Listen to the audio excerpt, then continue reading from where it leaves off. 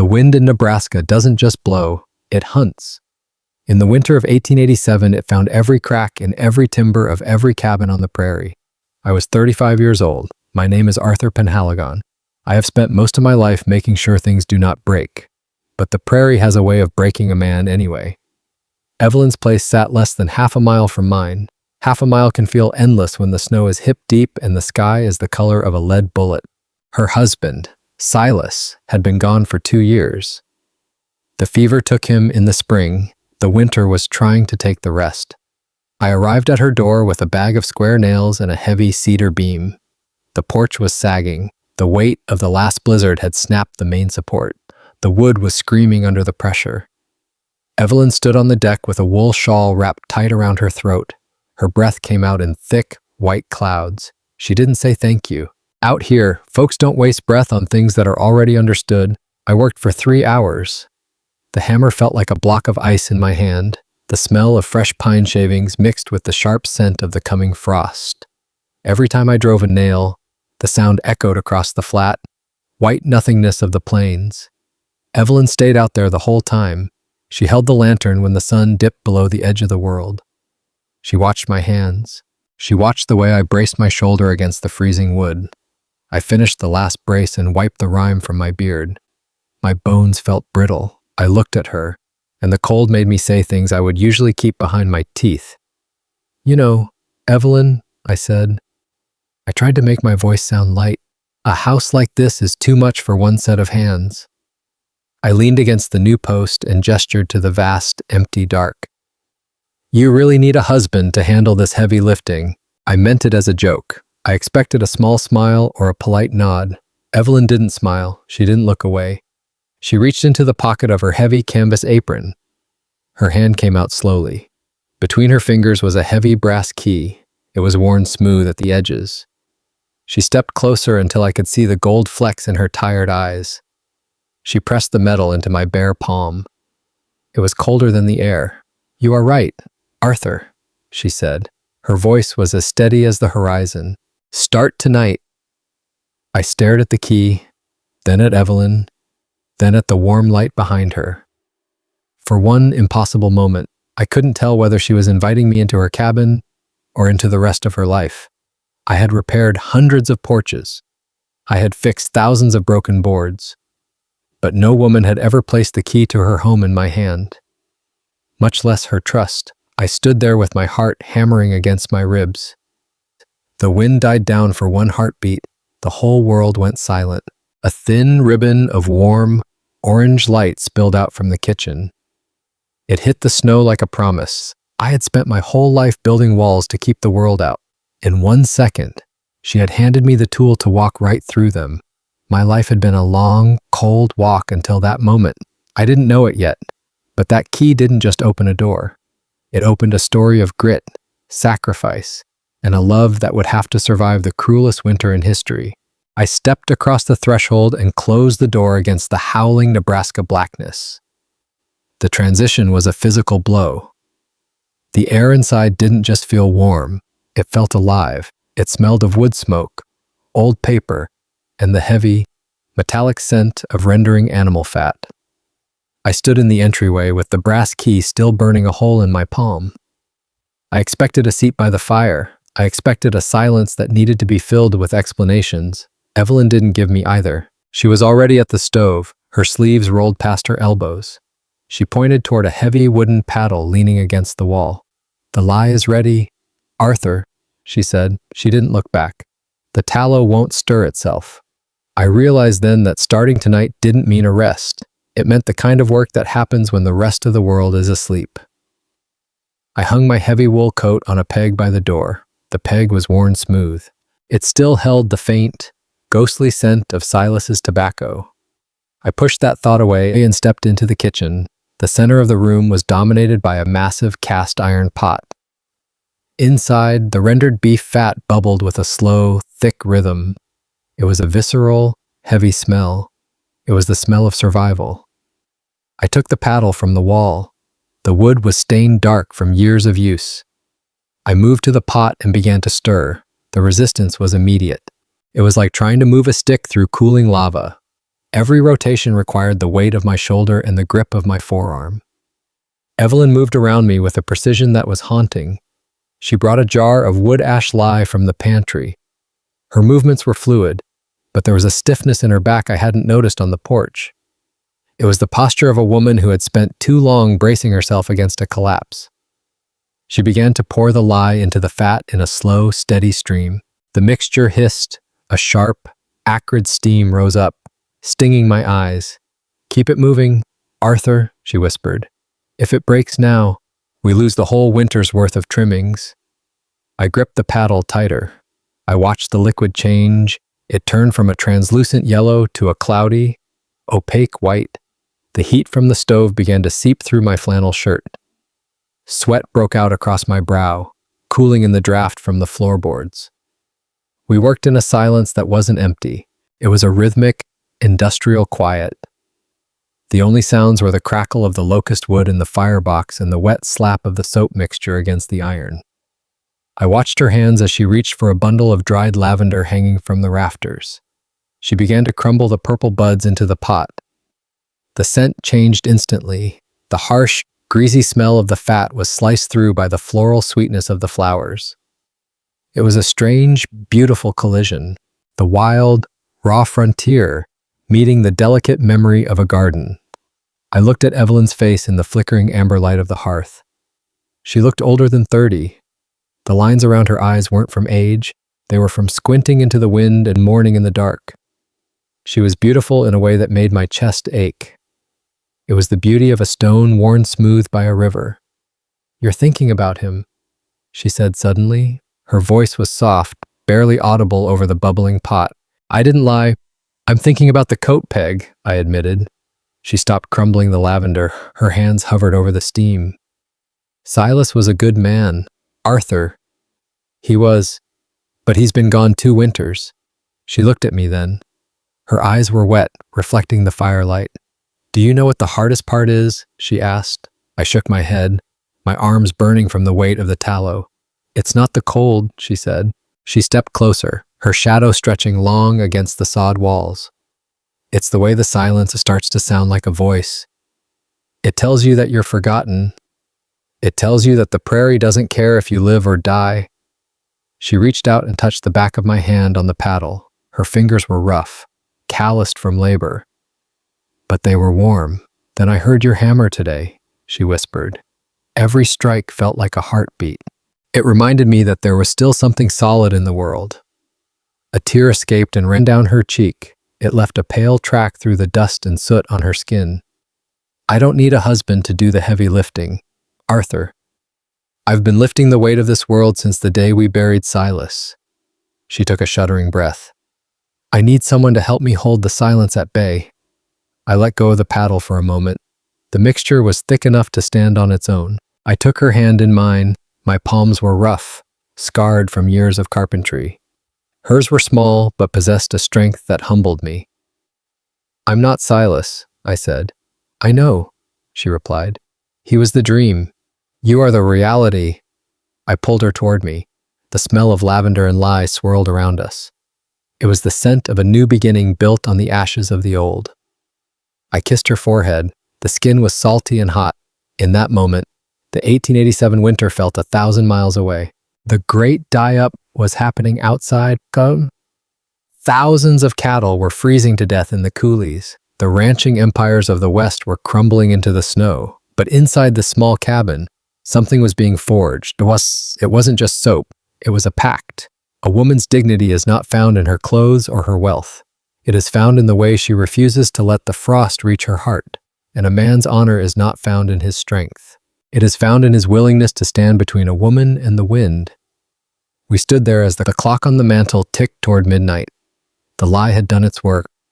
The fat had been transformed. The harsh and the base had become something clean, something that could wash away the grit of the trail. I realized then that courage isn't the absence of fear. It is the decision that something else is more important than fear. For Evelyn, it was the decision to trust a man with a hammer. For me, it was the decision to stop fixing houses and start building a home. I reached for the ladle to begin pouring the soap into the wooden molds. "Arthur," she said, I looked up. She was holding a small, carved wooden bird. It was unfinished. One wing was missing. Silas was making this for the baby we lost in '85, she said. Her voice didn't break this time. It was full of a quiet, lethal grace. I've kept it in my pocket for 2 years. She walked over to the stove and opened the iron door. The coals glowed like the eyes of a wolf. She looked at the bird, then at me. The past is a heavy burden.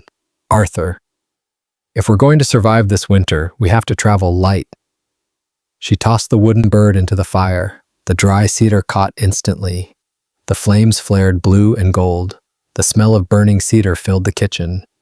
It was the smell of a ghost finally finding rest. She turned back to me and picked up the second paddle. Now, she said, a ghost of a smile finally touching her lips. Let's finish this before the fire goes out. We worked until the sun began to bleed across the eastern horizon. The sky was no longer the color of a bullet. It was the color of a bruised plum. The soap was set in the molds. The kitchen was clean. The world outside was still white and deadly. But the key was in my pocket, and the woman was by my side. I had spent 35 years making sure things did not break. I realized now that some things have to break to be reborn. The prairie had broken our hearts. But it had also given us the clay to mold something stronger, something that could withstand even the howling Nebraska blackness. I looked at the door. I looked at the woman. I was home. The morning of January 12, 1888 began with a lie. The sun rose over the prairie with a strange, sickly warmth. The air was unnaturally still. The temperature had climbed above freezing. I stood on the porch of my cabin and watched the cattle. They weren't grazing. They were huddled together, their heads turned toward the north. The sky didn't just turn gray. By noon, it became a bruised, suffocating purple. Then, the world broke. The temperature didn't drop by degrees. It fell like a stone into a dark well. The schoolhouse blizzard had arrived. History would call it the children's blizzard. It was a monster of ice and wind that caught thousands of schoolchildren in their flimsy wooden classrooms. I heard the wind before I saw the snow. It was a low, guttural roar. It escalated into a high-pitched shriek within seconds. I ducked inside and slammed my door. The wind was so violent it shoved crystalline snow through the microscopic cracks in the window frames. The air inside my cabin turned white in an instant. I thought of my woodpile. I thought of my warm hearth. Then I looked through the frosted pane toward the northern horizon. Evelyn's house was less than half a mile away, in a Nebraska big blue norther. Half a mile is a journey across an Arctic Ocean. Her cabin sat in a shallow draw. It was a natural basin designed to catch every drifting flake. If the snow piled up, the drifts would reach her roofline. Her doors would be pinned shut by tons of ice. If her chimney clogged with frozen soot, she would suffocate in the dark. I saw her face in the shadows of my mind. I remembered the way her forehead felt against my shoulder. I remembered the frantic pulse in her hand. A man's dignity is not measured by the wealth he accumulates. It is measured by the debts he refuses to ignore. Justice demanded I return to that kitchen. I couldn't sit in my chair and listen to the wind try to tear my roof off while she was buried alive. I went to my tool shed. My breath froze into a mask of ice on my beard instantly. I found the coil of heavy hemp rope. It was stiff, coarse, and smelled of old hay. I tied one end to the main structural beam of my porch. I looped the other end around my waist. I tied the knot with fingers that were already turning a ghostly white. I stepped off the porch and into the abyss.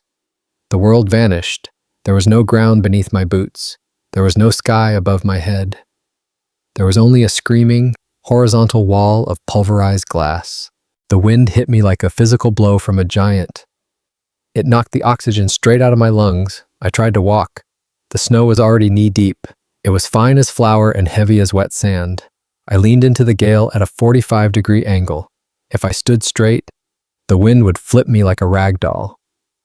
Every step was a desperate calculation of survival. I counted 1, 2, 3.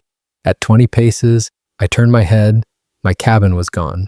The world was a flat, featureless void of blinding, lethal white. I gripped the rope until my gloves frayed. This thin line of hemp was my only link to the living world. If it snapped, I was a dead man.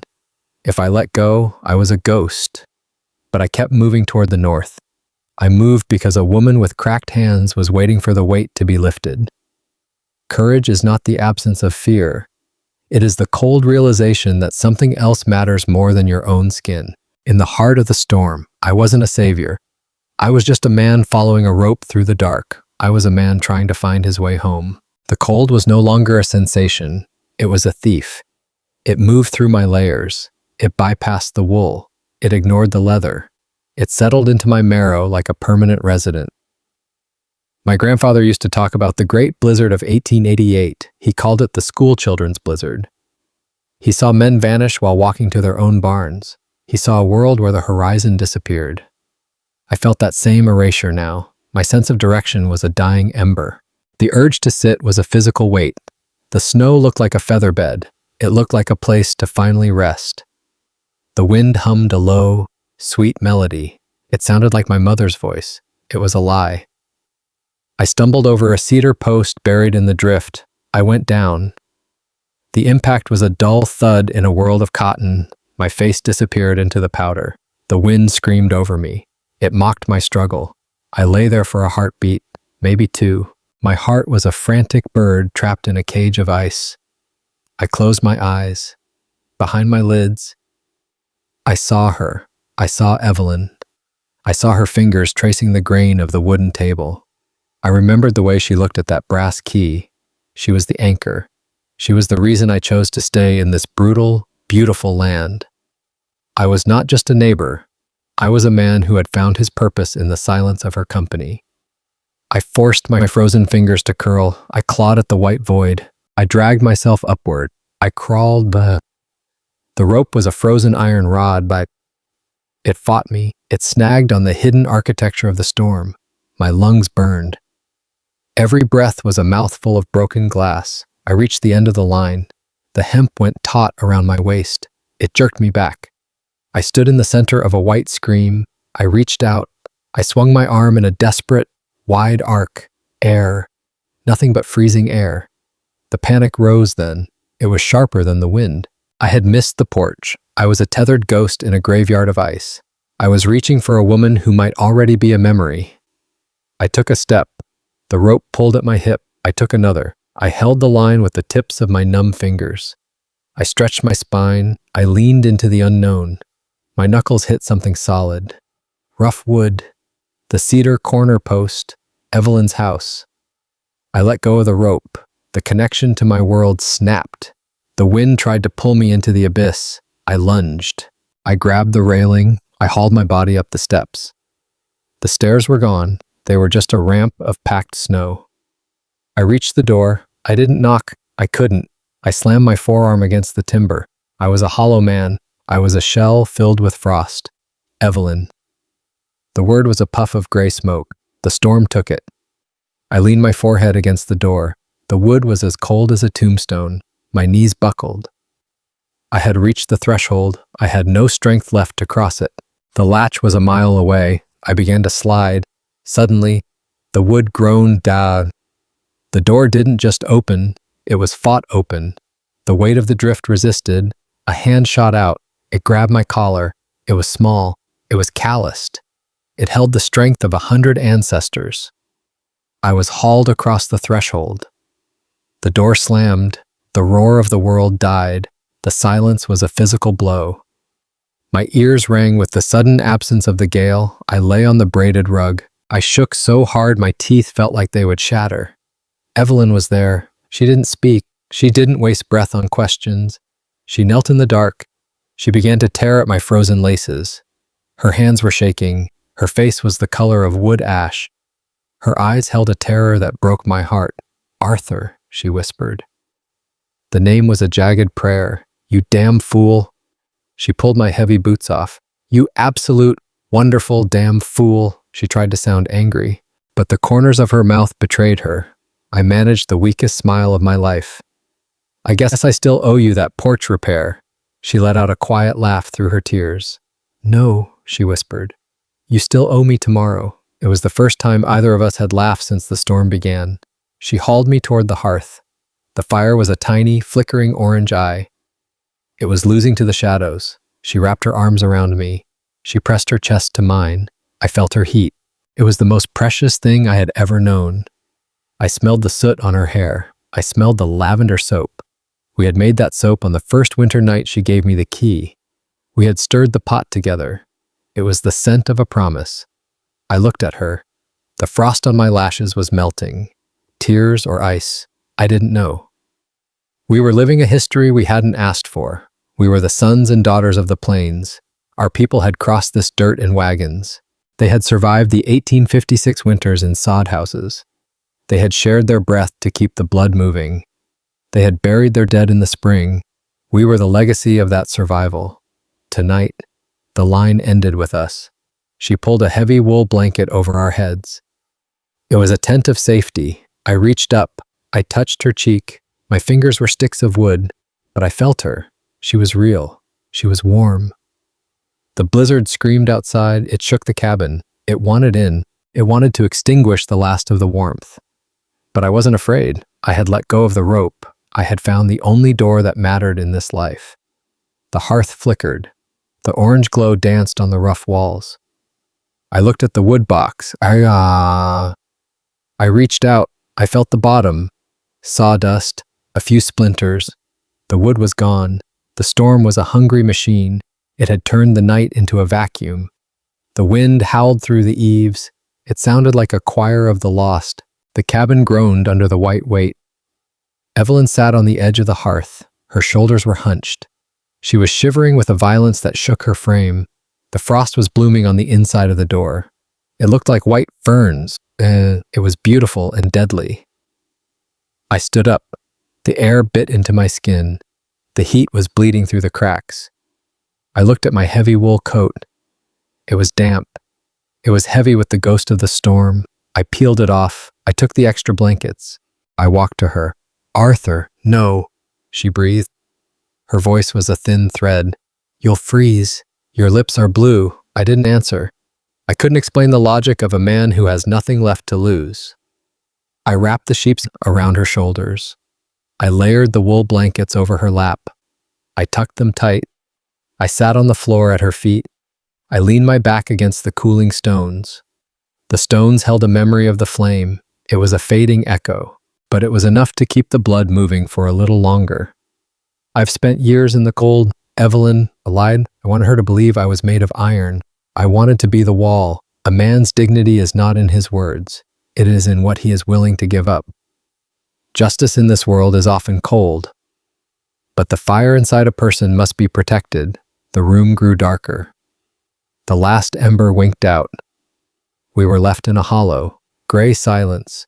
The only sound was the rhythmic thud of the wind, and our breath, it bloomed in the air like small, white ghosts. My muscles began to ache. A deep, hollow cold. My toes went numb. Then the feeling left my fingers.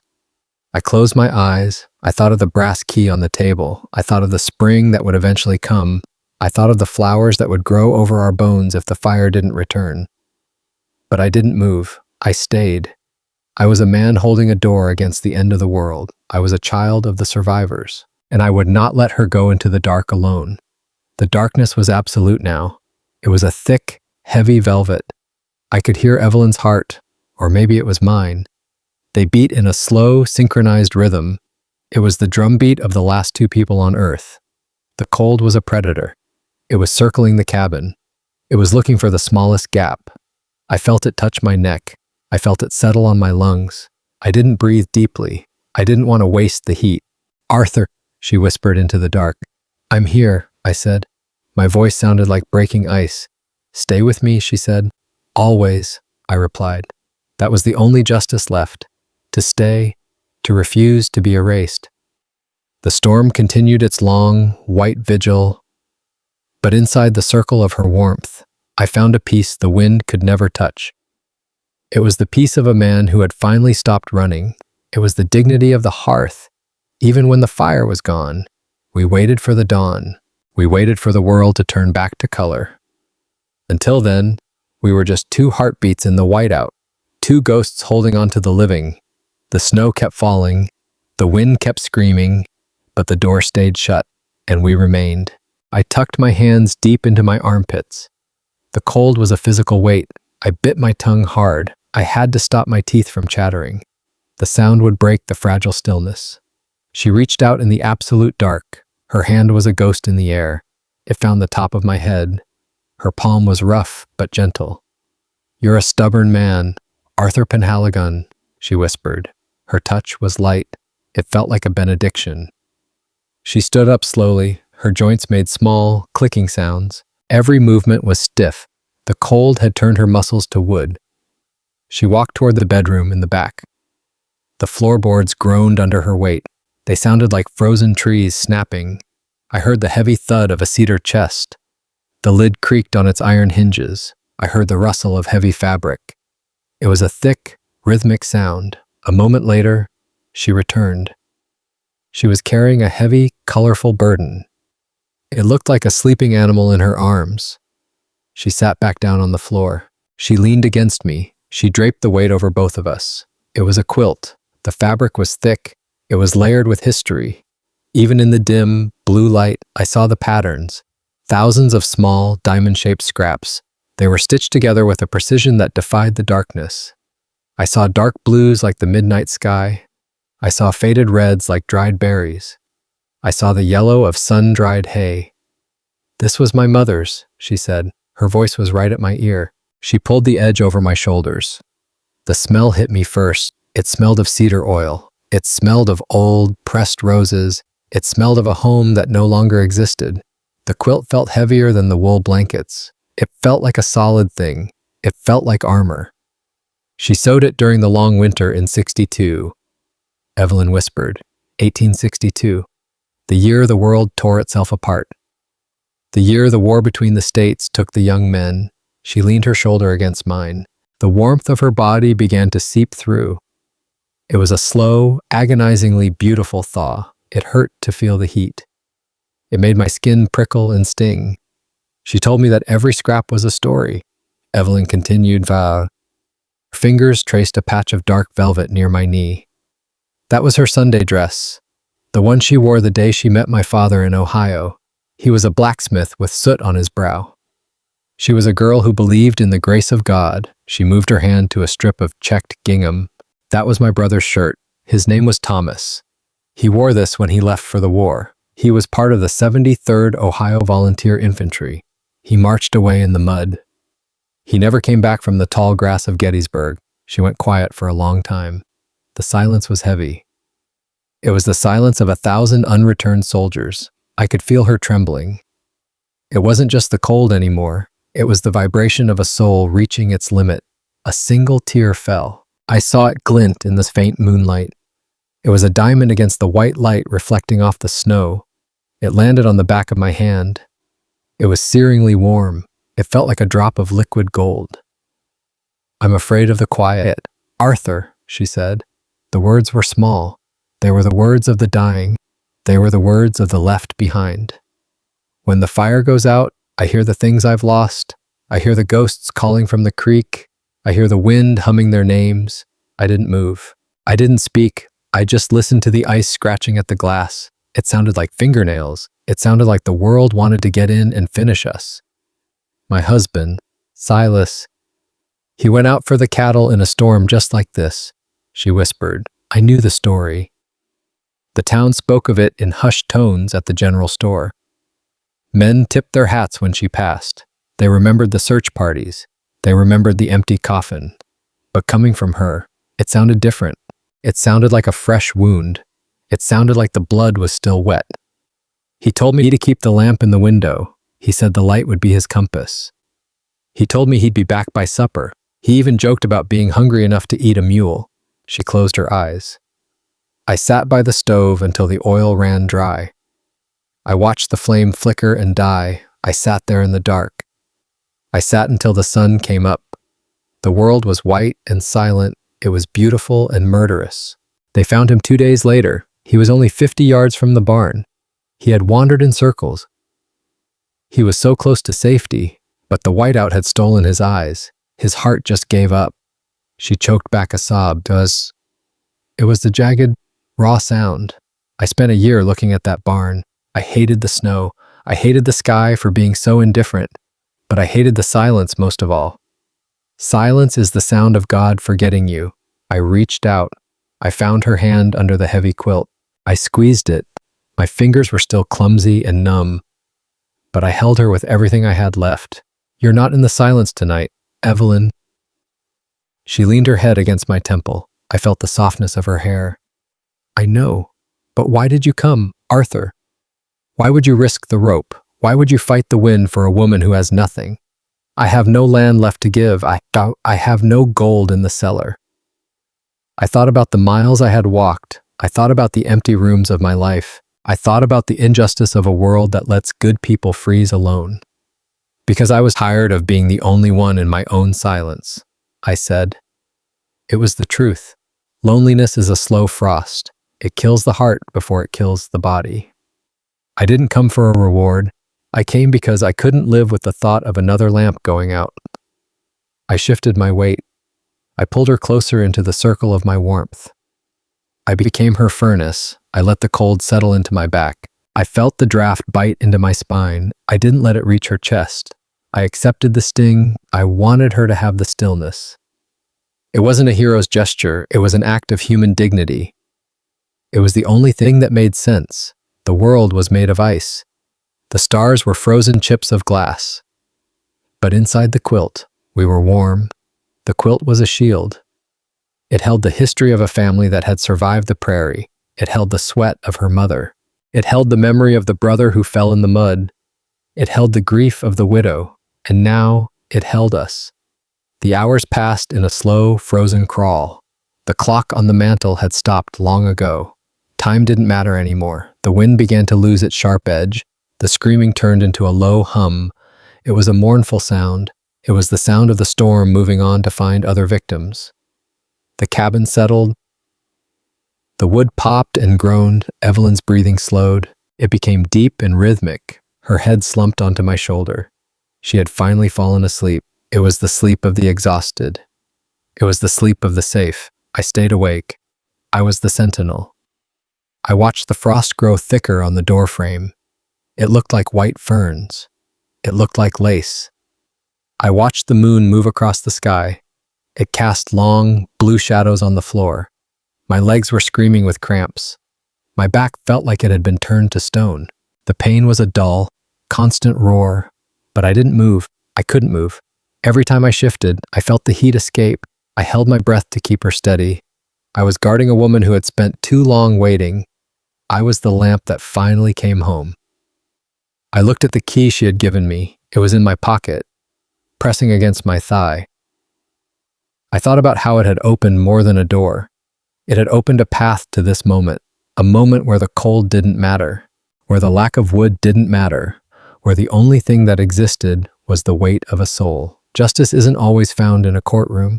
Sometimes, justice is just sitting in the dark. It's being the one who stays cold so someone else can be warm. It's the slow, steady endurance of the heart. It is the ultimate rebellion against a cruel world. I closed my eyes. I leaned my head against hers. I let the smell of cedar and history fill my lungs. I promised the silence that it wouldn't have for her. Not tonight, not as long as there was breath in my body. The morning would come. The sun would hit the drifts. It would turn the world into a blinding mirror. But for now, there was only the dark. There was only the quilt. And there was the heartbeat of a woman who was no longer alone. We were two ghosts holding on to the living. The morning light didn't crawl. It struck the frozen windows like a physical blow. It was a golden hammer. The storm had passed. It left behind a world so white it hurt the eyes. The wind was gone. In its place was a silence that felt heavy. It was a silence that could break the roof. I sat up slowly. My joints cracked like dry kindling. The pain was sharp and bright. Evelyn was already at the stove. Her silhouette was framed by the golden glare. She looked like a saint in the light. The fire was small, but it was breathing. The orange glow danced on the walls. We had survived. The silence had lost. I looked at her and smiled. She smiled back. It was the first day of the rest of the world. I looked down at the quilt we had shared. A long, jagged tear ran through one of the blue velvet diamonds. This was the velvet from her mother's Sunday dress. It was a relic of a world before the dust and the isolation. The fabric had been carried across the plains in a cedar chest. It had survived the crossing of the Missouri. It had survived the drought of 1874. Now, it lay ruined by my own carelessness. It must have snagged on my boot during the night. Perhaps the rough floorboards caught it as we huddled together for warmth. I felt a sharp, sickening pang of guilt. It was a piece of history, and I'd left a scar on her only remaining connection to the past. Evelyn saw my gaze linger on the ruin. She didn't scold me. She didn't even sigh. She simply walked to the small wooden box on the mantel. Her movements were fluid, like water finding its way home. She brought the box over. It was her sewing kit. The wood was dark cherry. It was polished smooth by years of touch. She sat back down on the floor, the heavy fabric of the quilt bunched between us like a blue ocean. "It's just a thread, Arthur," she said softly. Her voice was steady. It was a balm for my rising panic. Everything that breaks can be mended. She pulled out a silver needle. She unspooled a length of dark, resilient thread. I watched her hands move. They were steady despite the lingering chill. The frost on the windows was still thick. I reached out. My fingers hovered over the torn fabric. "Let me help," I whispered. The words felt heavy in my throat. She looked at me. A small, amused smile tugged at the corners of her mouth. It was a look of genuine curiosity. "You know how to use a needle, Mr. Penhaligon?" I shook my head honestly. "No, but I can learn. I've spent my life fixing fences. I've hung barn doors in the middle of gales. How different can it be?" She didn't laugh at my ignorance. She handed me a second needle. She gave me a length of thread. "A needle is just a smaller plow, Arthur. But the soil is much thinner. The stakes are different." I tried to mimic her posture. I tried to thread the needle. My hands were built for the sledgehammer. They were wide, calloused, and blunt. The eye of the needle looked like a pinprick in the morning light. I squinted. I poked at the air. The thread frayed. It missed the mark repeatedly. I felt a flush of heat rise to my neck. I was a man who could handle a team of oxen. I was being defeated by a sliver of steel. "Don't fight it," she whispered. She reached over. She steadied my hand with her own. Her skin was cool and firm. It was the skin of a woman who had outlasted the wind. The needle doesn't want to be forced. It wants to be guided. If you push too hard, you tear the world further. She showed me how to wet the thread. She showed me the grip between thumb and forefinger. I watched her work for a moment. She moved with a rhythm that was ancient. It was the same rhythm my father had used. He used to sit by the fire late at night. He would repair his own heavy wool coat. I remembered him then. He was a giant of a man with hands like granite. I remembered the way he would hunch over leather. His face would be tight with concentration. There was a dignity in that kind of quiet work. It wasn't just about the coat. It wasn't just about the quilt. It was about the refusal to let things fall apart. It was a rebellion against the chaos of the prairie. I finally caught the thread. The eye of the needle accepted the offering. I pushed the needle through the velvet. It felt strange. There was resistance. Then a sudden, satisfying give. My first few stitches were crooked. They were uneven. They looked like a trail left by a drunken beetle. I looked at Evelyn's work. Her stitches were tiny. They were perfect. They were invisible. They were a testament to a lifetime of keeping a home together. She had mended more than just fabric in her time. As we worked, the silence of the room changed. Thus, it became a conversation of needles. There was the soft snip of the shears. There was the rustle of the velvet. "I got this one in the harvest of '82, she said suddenly. The memory came unbidden. She stopped sewing. She held out her left hand. A thin, white line ran across the base of her thumb. The sickle slipped. The sun was a white, hot coin in the sky. We were trying to get the wheat in before the rain came. Silas was on the wagon. I was cutting until my arms felt like lead. I didn't stop to bind it until the last load was in the barn. The blood had dried into the wheat. She turned her hand over. There was a faint, jagged mark on her palm. This one was from the lye. The first year I tried to make soap on my own. The pot tip. I thought I'd lose the use of my fingers. I sat in the snow for hours just to stop the burning. I took her hand in mine. I didn't do it for romance. I did it because I wanted to feel the weight of those stories. I ran my thumb over the scars. They weren't blemishes. They were a map of her endurance. They were the tally of her survival. Every mark was a victory over the uncaring land. You've worked harder than any man I know, Evelyn. She pulled her hand back gently. She resumed her sewing. Out here, the land doesn't care about your gender. It only cares if you're willing to bleed for it. If you don't fight for the dirt will just bury you. Justice out here isn't in a courtroom. It's in the harvest you earn. It's in the dignity of a straight furrow. She looked up at me. Her eyes were clear and sharp. People think a house is made of wood and nails. It isn't.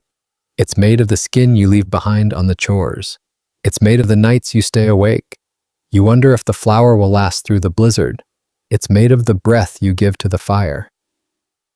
I thought about my own farm, the miles of fence I had built alone, the way my back ached every morning, the way the Homestead Act promised land but didn't mention the cost of the soul. My father used to say that a man's worth is written on his palms, I said. He didn't have much, just a few acres and a lot of debt. But he never let a seam stay ripped. He said that if you let the small things go, the big things will follow. If you lose your dignity in the kitchen, you'll lose your courage in the field. I looked down at my clumsy stitches. I was trying to close the gap in the velvet. I was trying to show her that I understood. I understood the value of her mother's history. I understood the cost of her survival. Is that why you came back, Arthur? The question was quiet. It caught me off guard. It pierced through my concentration. To fix the small things. I thought about the key in my pocket. It was cold against my thigh. I thought about the joke I had made on the porch. It felt shallow now. I think I came back because I realized something. I was tired of fixing things only for myself. A fence only matters if there's someone on the other side of it. A harvest is just if there's no one to share the bread. I pushed the needle through the fabric one last time. The knot was secure. Justice is doing right by the person sitting across from you. She reached out. She took the quilt from my lap. She inspected my work. She didn't laugh at the crooked line. She took her shears. She carefully trimmed the excess thread. It's not perfect, she said. Her voice was thick with something I couldn't name, but it will hold. And sometimes, holding is enough. The room was getting warmer. The sun climbed higher into the pale sky. The ice on the windows was beginning to weep. The moisture ran down the glass in long, clear tracks. It looked like the house itself was shedding tears of relief. We sat there on the floor for a long time. The quilt was draped over both of our laps. The blue velvet felt like a bond. The repair was finished. Neither of us moved to get up. The fire crackled. It was a small domestic miracle. I realized then that this was the real work. This was the heart of being a family. It wasn't the dramatic rescue in the snow. It wasn't the heroic sacrifice in the dark of night. It was this, the slow, tedious act of mending what was broken. The courage to stay when the world wanted to push you out. The dignity of a shared task. We were no longer two ghosts. We were two people with needles and thread. We were stitching a new life out of the scraps of the old one. The morning light grew stronger. It turned the room into a sanctuary. The blue velvet diamonds glowed. The tear was gone. The scar remained, but the fabric was whole. I looked at her. She looked at me. In that small cabin, the rest of the world didn't matter. There was only the warmth. There was only the mended quilt. There was only the promise of another day. And for the first time in years, the future didn't look like a threat. It looked like a home. It looked like the steady, quiet rhythm of her breathing. It looked like the hand I wanted to hold until the end of time. The silence was no longer heavy. It was full. It was a vessel for everything we hadn't said. The world outside was still frozen. The prairie was still a harsh, unforgiving mistress. But inside, there was a fire, there was a needle, and there was the love that comes from surviving together. It was a quiet justice. It was a hard-won peace. It was everything. I watched her hands move with a rhythmic, quiet grace. She was not merely folding fabric, she was tucking away the ghosts of the night. The blue velvet diamonds caught the pale light of the Nebraska sun. I saw the strength in her wrists, corded and lean from years of hauling water. I saw the resilience in the set of her shoulders. She was a woman who had survived the grasshopper plagues of '74. She had lived through the drought that turned the prairie into a dust bowl. Evelyn did not need a man to save her from the wilderness. She had already saved herself 1,000 times before I ever stumbled onto her porch. That realization hit me harder than the cold. I wanted to stay. I didn't want to stay because she was a damsel in distress. I wanted to stay because she was the only soul I had ever met who was strong enough to let me help. It is a rare courage to allow another person into a fortress you built alone.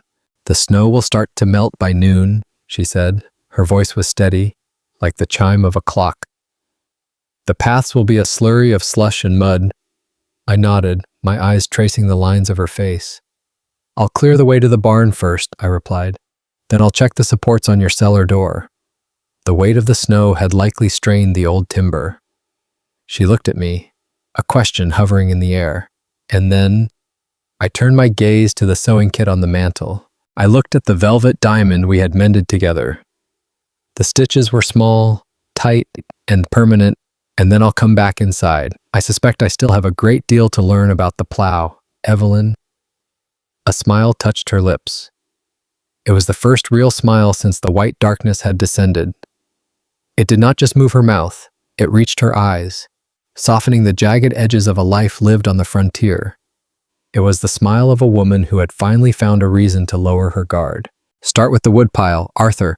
We'll save the needle and thread for the evening. I stood up. My body felt lighter than it had in a decade.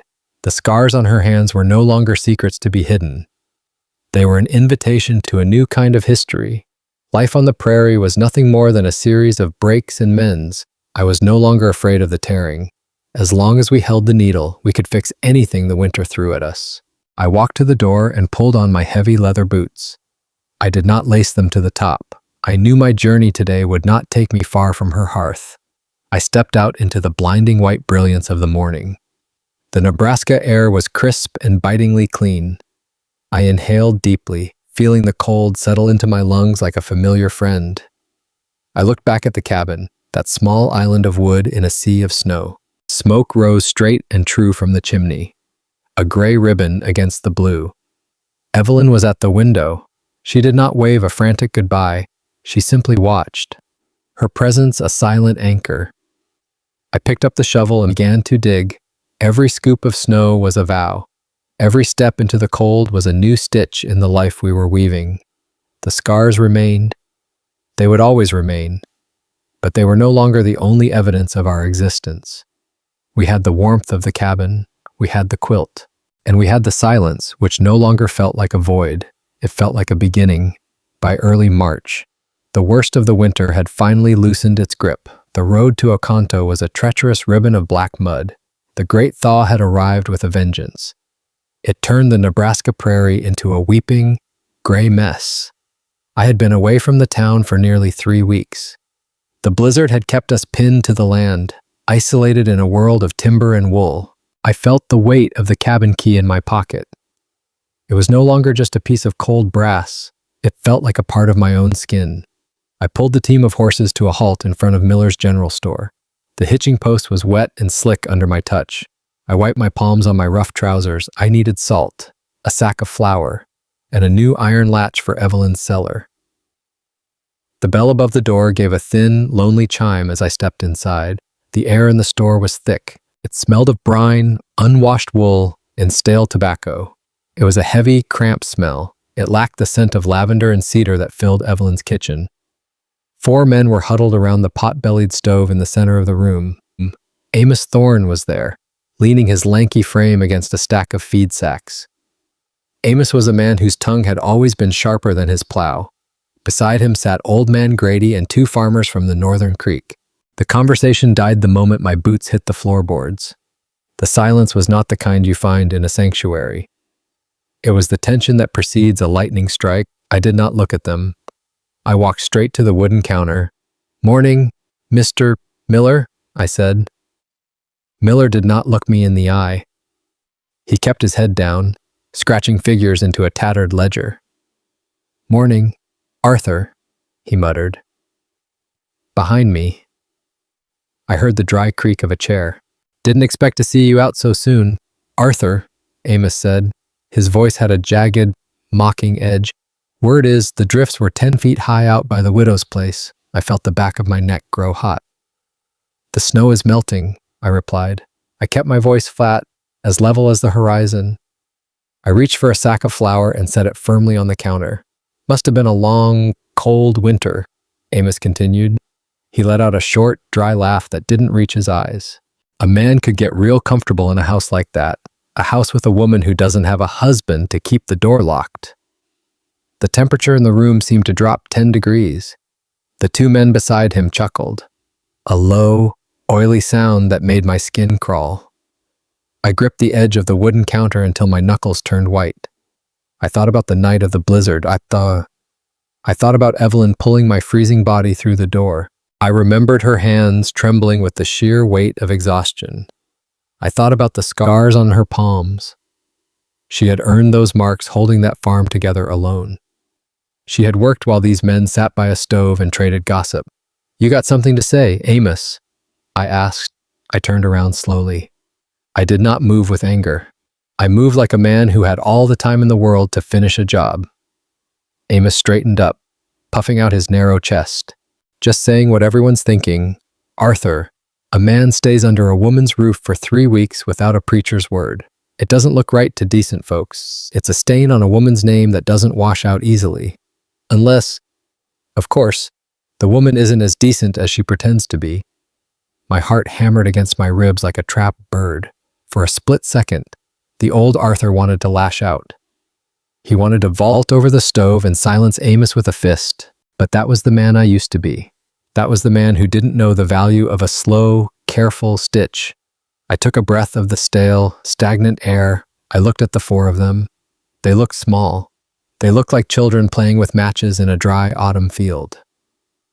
"I spent those 3 weeks working," I said. My voice was not loud, but it filled every corner of the store. It had the weight of the timber I had cut in the freezing wind. I spent them shoveling 5 feet of ice so she could feed her livestock. I spent them mending a roof that the winter tried to crush into the dirt, and I spent them sitting on the floor, learning a hard lesson. I learned how to fix a quilt that has more history in its threads than any of you have in your blood. Amos sneered, his lip curling in a mask of cowardice. "A quilt, is that what they're calling it these days?" I stepped toward him. I saw the flicker of fear in his pupils. Justice on the frontier wasn't always found in a courtroom. Sometimes it was found in the dignity of a man who refused to let a good woman be diminished. "That quilt is her life," I said, my voice dropping to a low growl. "It is every hardship she survived while you were warm and safe. Every stitch is a prayer she said when the world was trying to break her.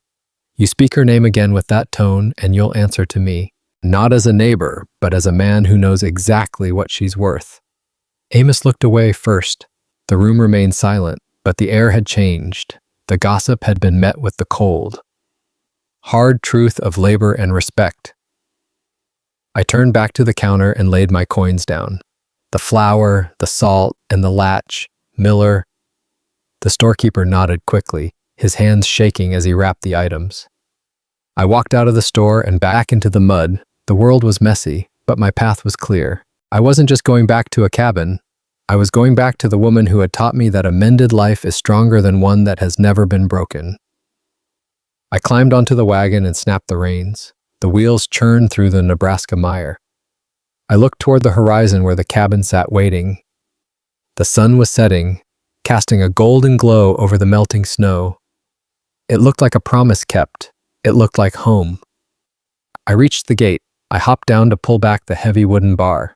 The air was sweet. It smelled of wet earth and the promise of spring. Life was coming back to the prairie. It was messy. It was loud. It was incredibly hard, but it was real. I drove the wagon up to the porch steps. Evelyn was already there. She was standing with a broom in her hand. She looked at me. Her eyes were searching my face. Women like her always know. They can read the silence of a man from a mile away. "You were gone a long time, Arthur," she said softly. I had a lot to say, I replied. I shouldered the flour sack. I walked toward her. The porch boards felt solid under my boots. The key in my pocket felt warm against my leg. I didn't tell her about Silas, so I didn't tell her about the silence in the store or the silver dollar on the counter. I just looked at her. I saw the woman who had mended my coat.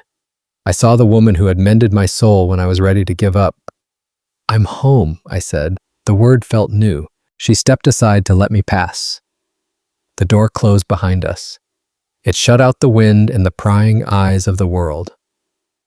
Inside, the smell of dried lavender and wood smoke greeted me. For now, that was the only truth that mattered. 5 years passed. By the spring of 1893, the key Evelyn had given me had become as familiar as the tools in my own hands. We had survived more winters together, and the cabin no longer felt like hers or mine. It was ours. The dampness of the spring thaw was relentless. It didn't just sit on the ground, it crawled into my bones. My hands were once steady enough to guide a plow through the most stubborn clay. Now they felt like old, weathered wood.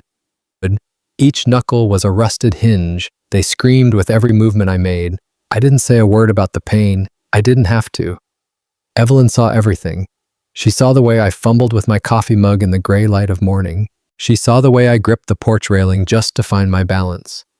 But my pain was a quiet thing compared to her toil. Every evening, she sat by the kerosene lamp. The light was dim. It flickered against the rough wood-paneled walls. She held a needle between her thumb and forefinger. Her fingers were calloused and scarred from years of labor. She pushed that needle through thick denim and heavy canvas. Her shoulders were always hunched. She worked until her eyes were red with strain. One evening, I watched her mend an old quilt. It was the log cabin pattern, faded and worn.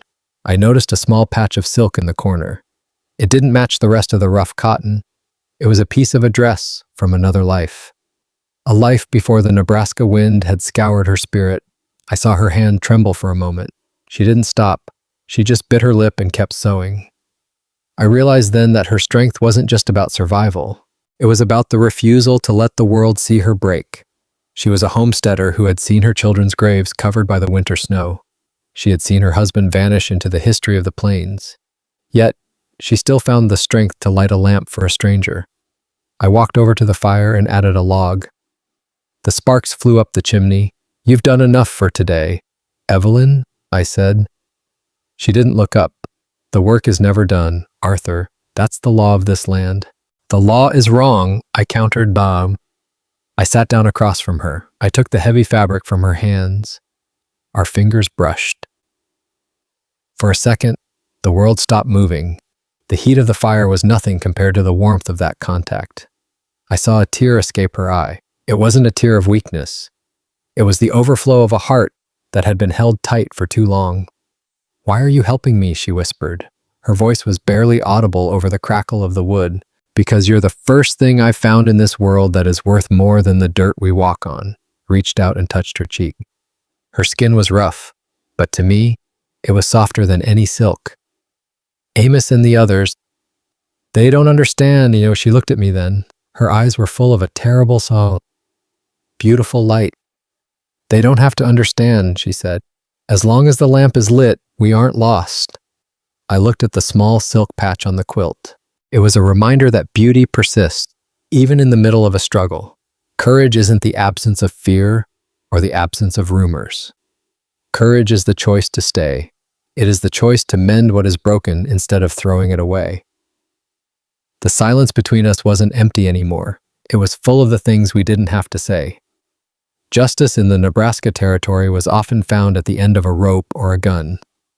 But in this cabin, justice was found in a shared meal and a warm hearth.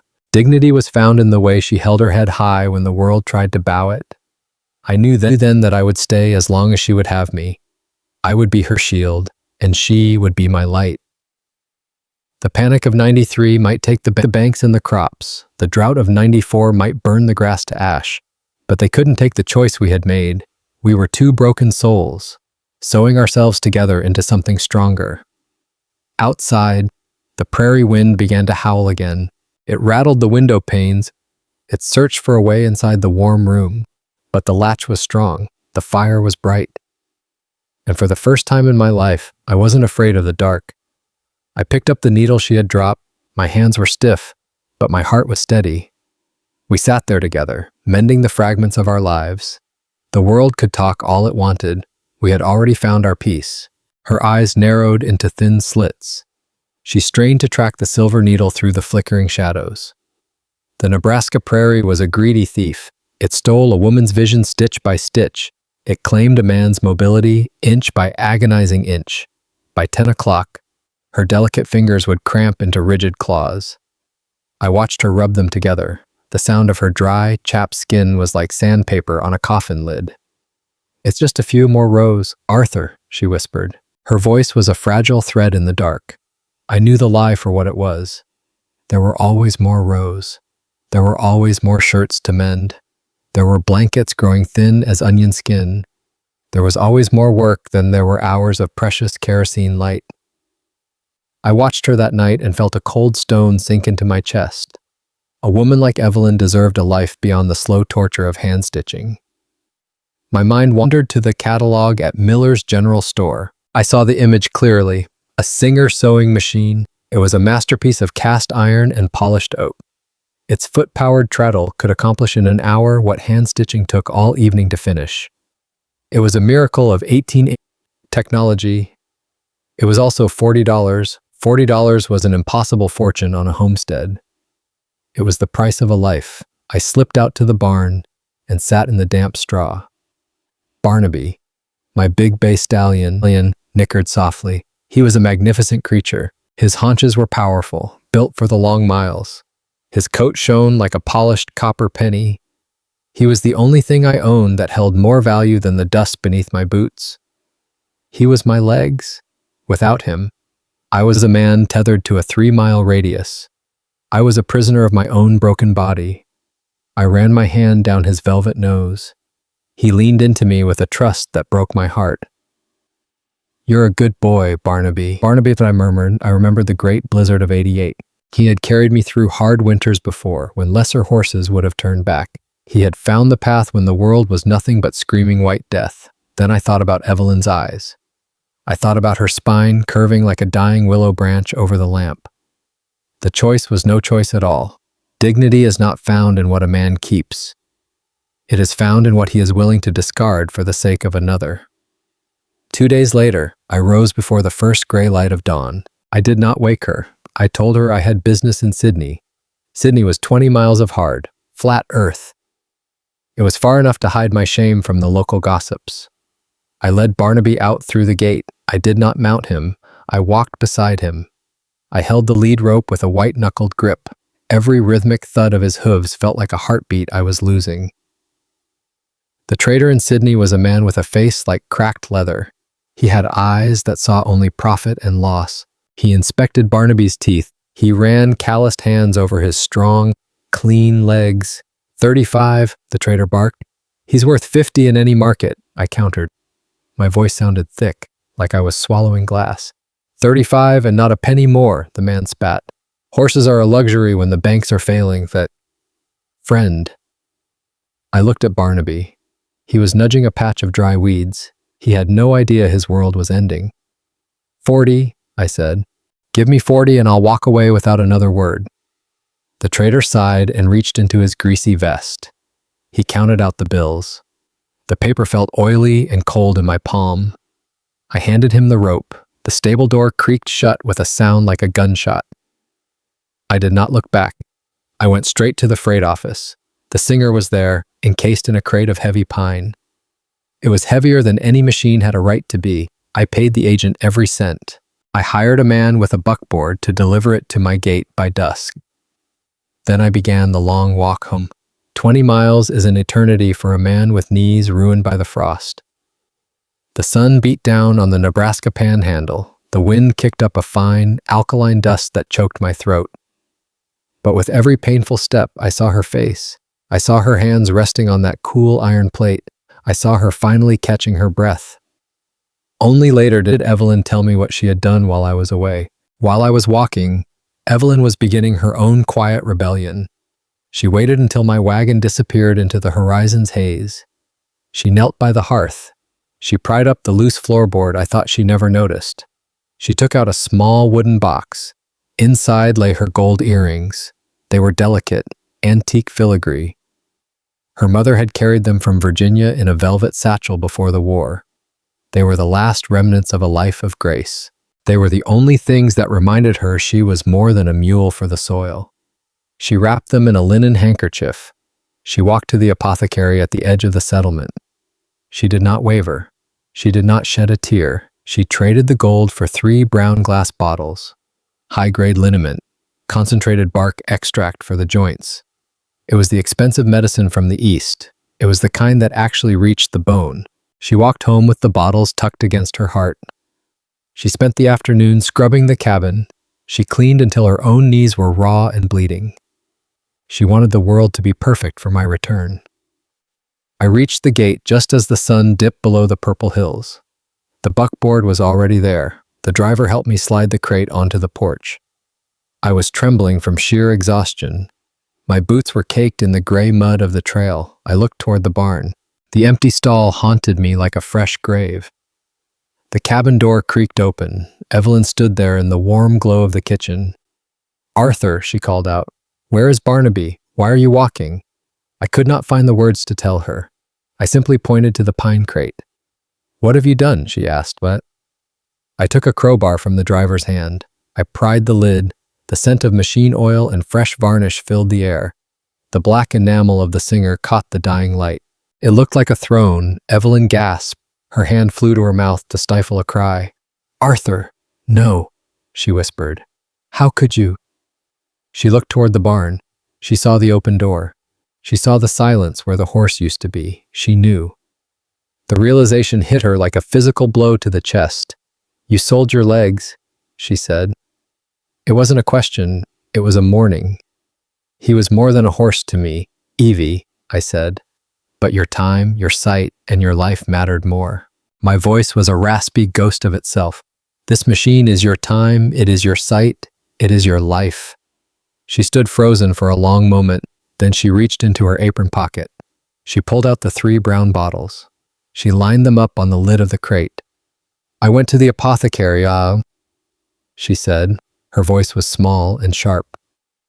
"I wanted you to sleep without crying out in the night." I looked at the medicine, then I looked at her ears. The gold was gone. The small holes in her lobes looked bare and lonely. The heritage of her mother was gone. I felt a lump in my throat that threatened to choke me. We stood on that porch as the prairie wind began its nightly hunt. 2 people who had traded their only treasures for each other's comfort. I had sold my freedom to give her rest. She had sold her beauty to give me peace. There are no words for a love that strips you bare. True justice isn't found in a courtroom. It is found in the hands of a person who gives everything they have. We had nothing left but the dirt and each other.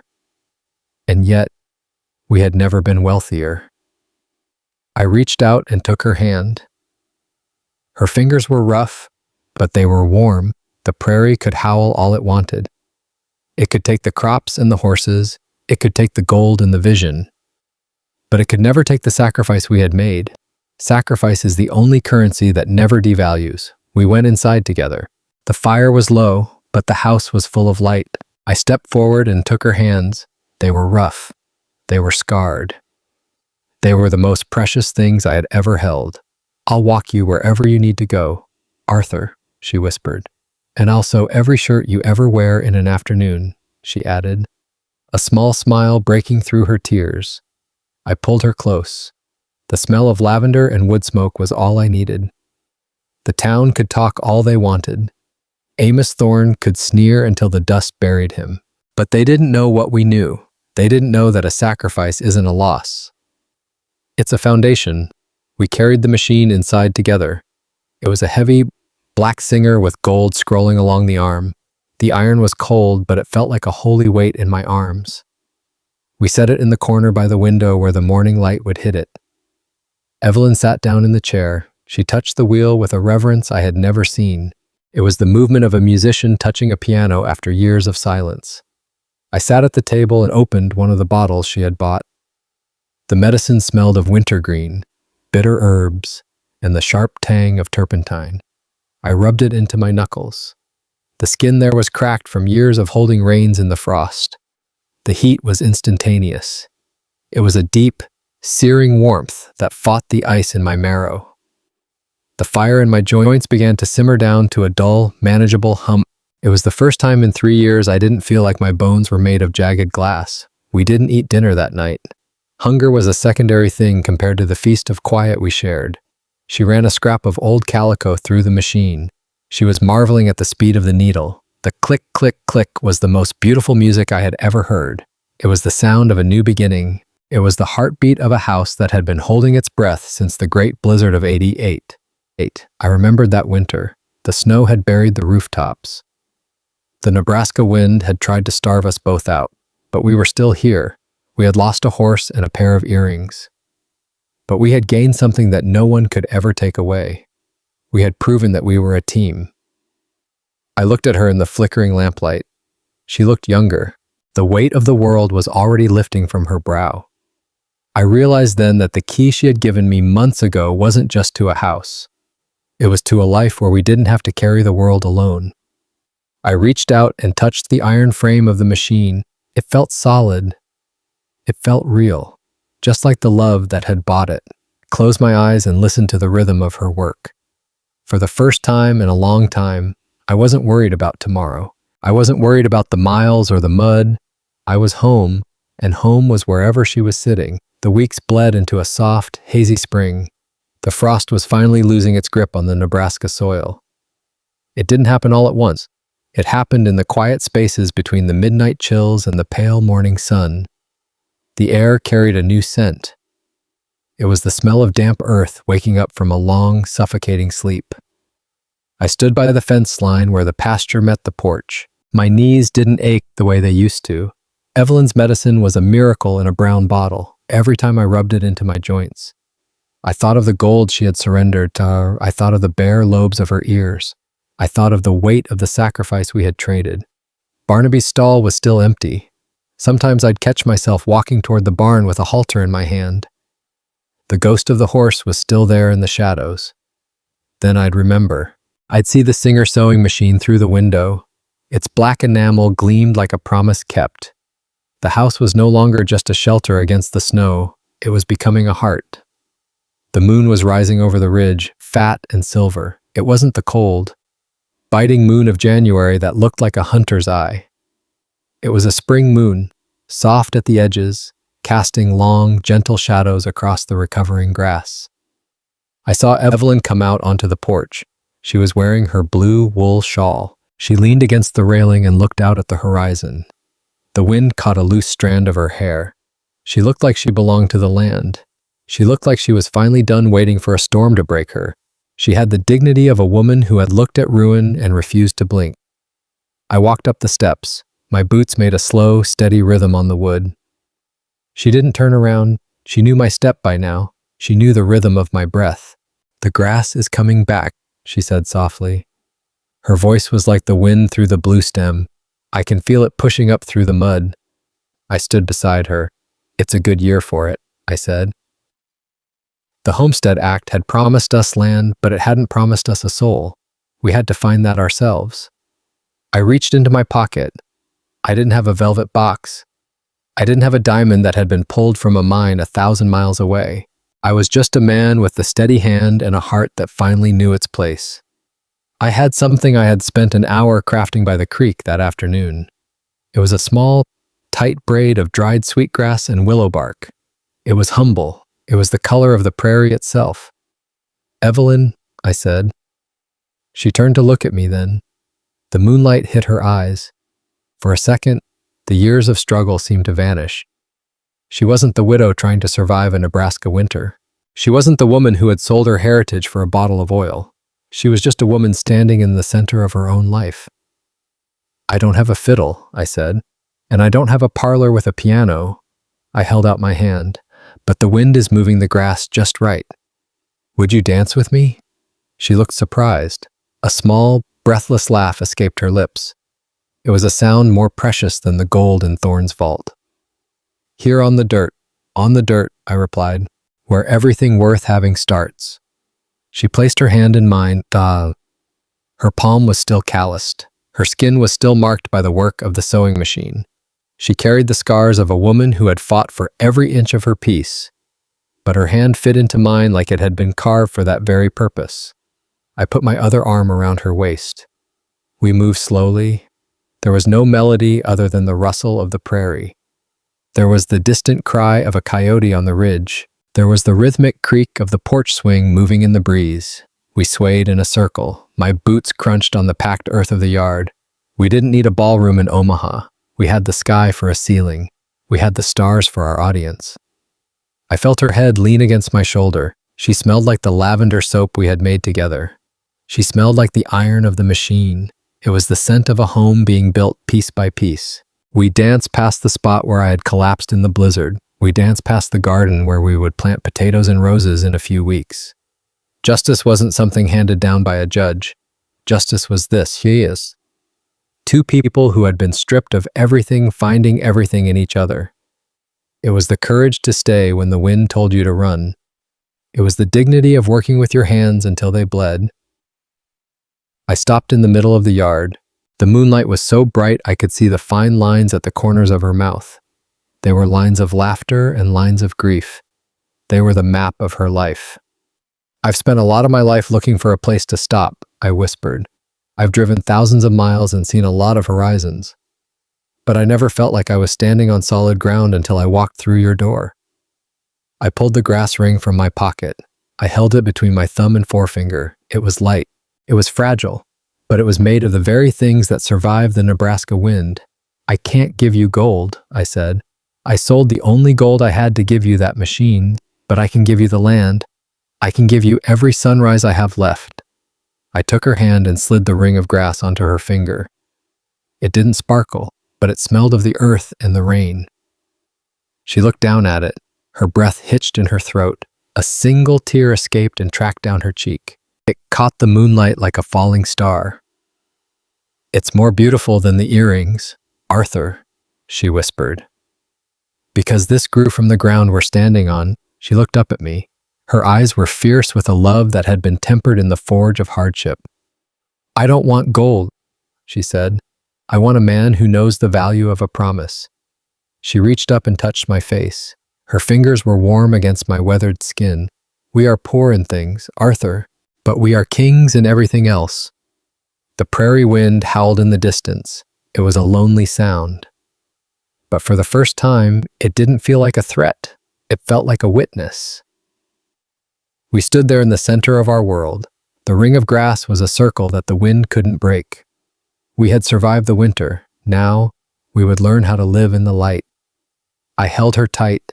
The Nebraska soil was beneath us. The vast, endless sky was above us. And in between, there was us. Two souls who had traded the world for a home. We weren't just surviving anymore. We were beginning. The grass moved around our feet. The machine waited inside, and the future was as wide as the horizon. I kissed her forehead. Let's go home, I said. She nodded and gripped my hand. We walked toward the light in the window. The shadows followed us, but they couldn't catch us. We were finally, truly, standing on solid ground. The night was quiet. The world was new. And we were whole. You sold your stride to give me back mine. I spoke the words softly. The grass ring rested in my palm. It was a humble thing. So all I have is this, I said. I looked into her eyes. It's a promise, Evie. The wind brushed against us. I promise that as long as there is breath in me, you won't have to face a winter alone. I promise to be the roof over your head. I promise to be the fire in your stove. I promise to stay when the road calls me to leave. She looked down, her eyes fixed on those braided blades. Her breath hitched. It was a jagged, beautiful sound. Tears pooled but did not fall. They caught the moonlight like liquid silver. Arthur, she whispered. Her voice was a thread of silk. A ring made of grass. I nodded. It'll turn to dust someday, I admitted. But by then, we'll be part of the earth ourselves. Until then, it'll hold. She reached out. Her fingers trembled against mine. She didn't wait for me to slide it on. She took the ring. She pressed it against her heart. She closed her eyes. "It's more beautiful than anything I ever saw in a catalog," she said. Her voice was thick. It carried the weight of years. "Because it grew here. It survived here." She slid it onto her finger. The fit was perfect. The rough texture of willow bark met her skin. She raised her hand. Her silhouette was a prayer against the night sky. "Yes," she said. The word was a seed planted in deep soil. It was small, yet it filled the entire valley. "Yes, Arthur." I pulled her close. I buried my face in her hair. It smelled of wood smoke and resilience. For a long time, we were still. We were two survivors. We had stopped fighting the world. We had started building our own. The wind shifted. It carried the scent of rain from the west. It was a spring rain. It was the rain that brought the wheat. It was the rain that washed away the ghost of the snow. "We should go in," I said. "The air is turning." She shook her head against my chest. "Just a minute more. I want to remember how the light looks on this ring." She held her hand up again. The braided grass looked like a crown. She wasn't mourning her gold earrings. She wasn't missing the things we had lost. She was seeing the thing we had found. It was a partnership. It was a debt of love that could never be settled. Justice in this hard land was a rare thing. Usually, the law favored the banks. Usually, the weather favored the crows. But tonight, justice was a man and a woman standing tall. We walked toward the porch. The house looked different. The windows weren't just glass. They were eyes watching over our peace. The chimney wasn't just stone, it was a spine. It held us upright. I held the door open. She stepped over the threshold. She stopped. She looked back at the empty barn. She looked at the moon, then she looked at me. "Start tonight?" she asked. It was the same question from months ago, but the meaning had changed. It wasn't a joke. It wasn't a challenge. It was an invitation. It was the opening chapter of the rest of our lives. "Tonight?" I agreed. I closed the door. The latch clicked. It was a final sound. It was a key turning in a lock. Inside, the heat lingered. The scent of medicine and machine oil was our incense. I took her hand again. The grass ring was a quiet witness. We had no guests. We had no preacher. But the prairie had heard us. The moon had seen us. For two souls on the edge of the world, that was enough. I watched her sit by the sewing machine. She didn't start the treadle. She just rested her hand on the wheel. She was looking at her finger. I sat at the table. I opened my book. I didn't read. I just watched her. I thought about the miles. I thought about the dust. I thought about the empty, hollow nights. Every mile was worth this moment. Every ache in my knees was a small price. I was no longer a man passing through. I was a man who had arrived. The Nebraska night was silent, but I heard the grass growing. It was the sound of a new season. It was the sound of us. The July sun was a heavy hammer. It beat the dirt until the earth cracked. It looked like old, dry leather. I stood before the house. I held a rusted crowbar. The old porch was a ghost. The winter had snapped its spine.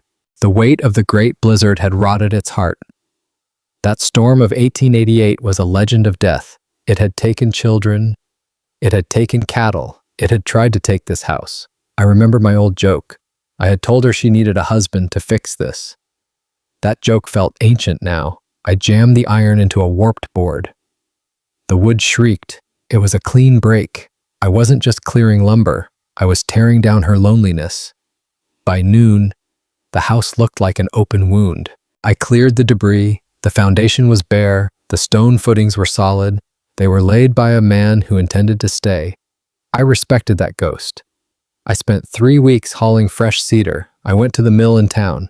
The panic of 1893 had made prices steep. Currency was scarce. Men were desperate. But I had traded my labor for these planks. The yard began to smell of sawdust. It was a sharp, clean scent. It cut through the stagnant summer heat. Every plank was straight. Every beam was heavy. I used no scraps. I wanted wood that could hold a family for 50 years. I worked with a hand plane. I smoothed the railings. They felt like silk. My hands became a map. New scars, fresh blisters. I didn't mind the pain. Each throb was a note in a song. I was writing it for her. While I built up, Evelyn dug down. She spent her mornings in the dirt. She wore an old straw hat. It shaded her eyes from the glare. We had survived the hunger. Now, we were planting for the plenty. She didn't just plant potatoes. She didn't just plant onions for the cellar. She went to the creek. She dug up wild rose bushes. They were scrubby things. They were stubborn. They were heavy with thorns. They were tangled, but she handled them with tenderness. She touched them like she touched my hand. They'll bloom by August, she said. She wiped mud from her forehead. They're prairie roses, Arthur. They don't need much to survive. Just a little water and a place where they are allowed to belong. I watched her pat the earth. She wasn't just gardening. She was reclaiming the land from grief. She was burying her mourning. I went back to my work. The hammer fell in rhythm. Thud, thud, thud. It was the heartbeat of the farm. The heat shimmered over the cornfields. The stalks were waist-high now. They were a sea of deep green. I paused to wipe the sweat from my eyes. Evelyn was kneeling by the corner of the new porch. She looked up at me. The sun caught the grass ring on her finger. It had dried to a golden brown. It was tougher now. It had hardened into a permanent band. Arthur, she called out. I dropped the hammer. I walked over to her.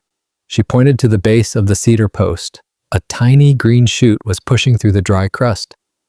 It wasn't a weed. It was a seedling from the old elm tree. Life is persistent, she whispered. I knelt beside her. The heat of the ground seeped into my jeans. It has to be, I said. Otherwise, the prairie would be a graveyard. She leaned her head on my shoulder. The scent of the sun-warmed earth rose around us. I thought about the concept of dignity. In the East, they thought dignity was a clean collar. They thought it was a bank balance. They were wrong. Dignity was this. It was staying when it was hard. It was building when you were tired. It was loving someone enough to change your soul. I looked at the house. The new cedar glowed like honey. It was a stark contrast to the gray, weathered sod. It was a promise kept in wood and nail. I found something, she said suddenly. She reached into her apron pocket. She pulled out a small, tarnished silver spoon. It was bent. The handle was engraved with a delicate floral pattern. I found it near the old rose roots. Roots, she said. Her voice trembled. It was my mother's. I thought I lost it during the drought of '91. She rubbed the tarnish with her thumb. A small patch of silver shone through. I thought the earth had swallowed everything of hers. I took her hand. The spoon was a bridge to a past she thought was gone. The earth doesn't just swallow, Evie, I said. Sometimes it holds things for you, until you're strong enough to find them again. A single tear finally escaped. It traced a path through the dust on her cheek. It landed on the silver spoon. I pulled her into my arms. The vast Nebraska sky arched over us. It was no longer a void. It was a canopy. We stood there in the heat, a man, a woman, and a handful of silver. The wind hummed through the new cedar railings. It was a hollow, musical sound. It sounded like a homecoming.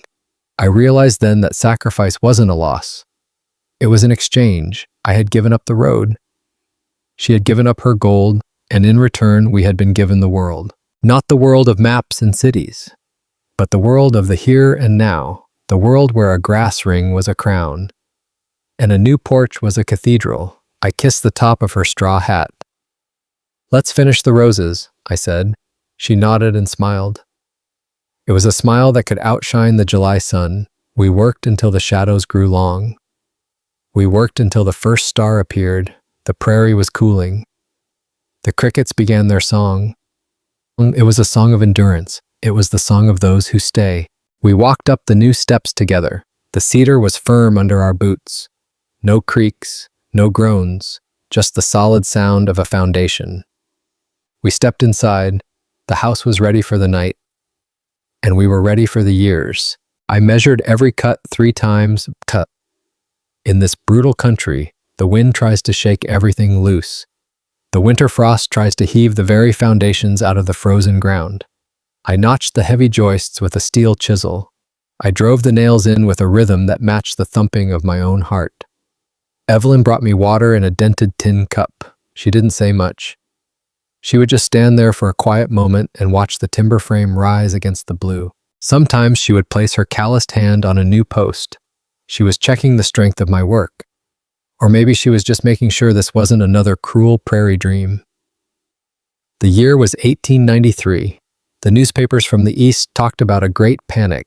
Banks were failing in the cities. Railroads were going bankrupt. Men in fine suits were losing their fortunes and their minds. But out here, in the middle of the Nebraska grass, we had a different kind of economy. Our currency was sweat. Our gold was the cedar I hammered into place. One evening, the iron hammer felt particularly heavy in my grip. The sun was a dying ember on the horizon. I sat on the raw edge of the new floorboards. My legs dangled over the red, thirsty dirt. I looked at my hands. They were stained with wood sap and old blood. They were the hands of a man who had finally stopped running from himself. I thought about the thousands of miles I had traveled before I saw this house. I thought about the empty horizons that used to make me feel small and discarded. Here, the world still felt vast, but I finally felt anchored to it. I looked at the grass ring on her finger. She was weeding the wild roses nearby. The braided grass had turned a golden, sun-baked brown. It was fragile, it was temporary. But it hadn't broken. By the final days of July, the roof of the porch was finished. The shingles were fresh, fragrant cedar. The railings were simple, sturdy, and perfectly square. I painted the trim a soft, clean white. It stood out against the weathered gray of the old house. It looked like a promise kept in a land of broken oaths. I built a new swing for the far corner. I hung it with heavy iron chains. I greased every link so they wouldn't squeak in the night. I spent a whole day fixing the front door. It no longer stuck in the stubborn frame. It no longer groaned when the north wind pushed against it. It swung open with a gentle whisper now. I replaced the broken glass in the parlor windows. I carefully put-eyed the frames until the winter drafts were nothing but a memory. The house was no longer just a shelter against the elements. It was a home for a heart that had been cold for too long. The heat finally broke in early August. A cool breeze came off the distant mountains to the west. The wild roses had taken firm root near the steps. They were small, pale pink blossoms. They smelled of wild honey and prairie dust. I swept the last of the sawdust off the new boards. I put my tools away in the heavy wooden chest. Evelyn came out from the kitchen. She was carrying 2 glasses of cold tea. The ice clinked against the glass. It was the sound of peace in the middle of a hard, unforgiving land. "Sit with me, Arthur Shaw," she said. We sat together on the top step. The wood was still warm from the afternoon sun. The horizon was a bruise of purple and deep, aching gold. The prairie stretched out forever, for the first time since I arrived. The plains didn't look like a threat. They looked like a beautiful opportunity. Evelyn leaned her silvering head against my shoulder. I felt the rough, honest texture of her skin. I looked at the porch. It was level. It was solid. It was the physical shape of the life we had built from the ruins. "We did it," she whispered. She wasn't just talking about the carpentry. She was talking about the two of us. We were 2 broken things that had been planned down and joined together. We weren't the same people who had met in the freezing snow. We were stronger now. We were the survivors of our own histories. I reached down and took her hand in mine. The grass ring was still there. It was a reminder of where we started. The new porch was a sign of where we were going. As the first star appeared over the barn, I knew the roof would hold. The winter would come again. The storms would surely return to the Nebraska plains. But this time, the house was ready. And this time meant no one would have to face the wind alone. My joints ache today. It is the kind of deep, resonant ache that tells the truth about the passage of decades. The Nebraska sun is leaning low over the western ridge. It casts shadows as long as the memories I carry in my chest. I am sitting in the heavy cedar chair I built. I made it when my back was straight and my hair was as black as a coal seam. The wood of the armrests is smooth. It has been polished by the friction of my palms over 40 years of autumns. On my lap rests the quilt. It is heavy. It is the log cabin pattern. It is thick with batting and even thicker with our history. I run my trembling thumb over a square of faded blue calico. That was from the dress Evelyn wore the day the first rose bush bloomed. Next to it is a scrap of rough, gray wool. It is a piece of the coat I nearly died in during the great blizzard of 1888. I remember the smell of the kitchen that night. I remember the scent of scorched fat and desperate hope. We stitched this quilt during the long, frozen weeks that followed. Our needles moved in a rhythm that kept our hearts from stuttering. Every stitch is a scar healed. Every patch is a winter we refused to let break us. The house around me is quiet now. The children are grown. They have built their own lives in the towns that rose up from the grass. But the silence here isn't the hollow kind I felt at Barrow Lane. The silence is full. It is a heavy, golden silence. It is like a jar of honey sitting in the afternoon sun. I reach into my pocket and pull out the old brass key. It is the same key Evelyn placed in my palm when the snow was piled high. The edges are rounded now. The copper has a dark, rich patina from years of being touched. I remember the weight of it that first night. I thought it was just a tool for a lock. I thought it was an invitation to do chores. I thought it was a command to haul wood and fix walls. I was a slow learner. It took me a lifetime to realize that the key didn't just open a door. It opened a man. It opened the parts of me I had boarded up years ago. I had hidden behind locks after my first wife left me. I had shuttered my windows after the divorce papers were left on a cold counter. Evelyn didn't ask me to be a hero of the frontier. She didn't ask me to be a saint. She just handed me a key and waited. She waited for me to decide that I was worth coming home to. The porch beneath my boots is still solid. It doesn't groan when the wind kicks up from the south. I built it to last. It has outlasted my own strength. The wild roses she planted are a thick, thorny hedge now. They bloom every year with a stubbornness that reminds me of her soul. I look at the chair beside me and wait for Evelyn to return with the tea. In a moment, she will sit there wearing her straw hat with the frayed ribbon. Together, we will look across the horizon. We once fought so hard to survive. Justice isn't always found in a courtroom. Sometimes, justice is just a man staying when he wants to run. Dignity isn't found in a bank account. It is found in the way you treat the woman who gave you her gold. Courage isn't the absence of fear. It is the decision to build a porch when the world is falling apart.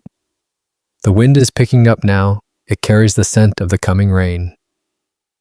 I am not afraid of the storm. I am not afraid of the dark. I have a solid foundation. I have a key in my pocket. And I have a lifetime of roses to keep me company. I close my eyes and listen to the swing. It moves in the breeze, silent and smooth. The chains are still greased. The wood is still firm. The love is still here. I am finally home. I will stay here until the last star fades. I will stay here until the wind takes me too. But even then, this porch will remain. It is the story of two survivors. It is the story of a man who learned how to open a door. It is the story of a woman who knew he would. The prairie is calling. The night is coming. And everything is exactly where it belongs. I hear the soft porcelain click.